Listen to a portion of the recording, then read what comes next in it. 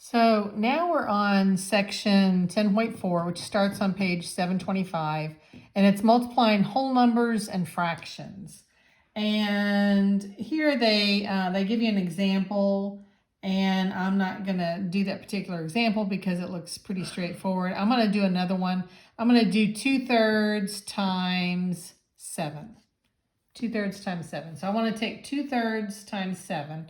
And what you're going to do is you're going to take this whole number and you're going to write it as a fraction.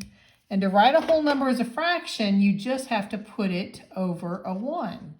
So here it's just going to be 7/1. So now I've got two fractions side by side. And what I'm going to do is I'm going to multiply the 2 times 7, which is on the top here. And I'm also going to multiply on the bottom 3 times 1. So you multiply the tops together and you multiply the bottoms together. 2 times 7 is 14. And 3 times 1 is 3. And so this is a mixed number. We don't like to show mixed numbers, so I'm going to divide it out to see exactly what my, this is an improper fraction. We want to go to a mixed number. So if I think I can go to 4, so that's going to be minus 12, and that gives me a remainder of 2. And so I can rewrite this then as the 4, which is right here, and then whatever the remainder is over the denominator, whatever the denominator is.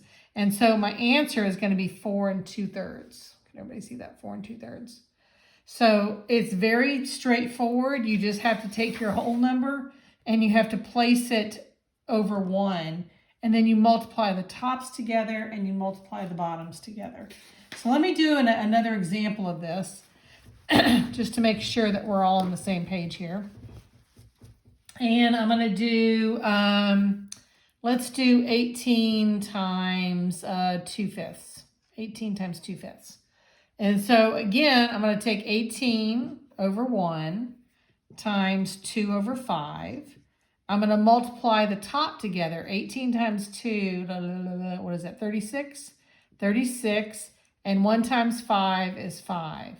So now I've got a 36 over 5. I know that's going to go at least 7 times, and I have a remainder of 1. So my mixed number is going to be the 7 right there. My remainder goes on top of the new fraction, and the 5, which is the denominator will be on the bottom. And that's my answer right there. So pretty straightforward. I will have the homework on online, and so you can see what to do next. And I will be talking to you. Bye.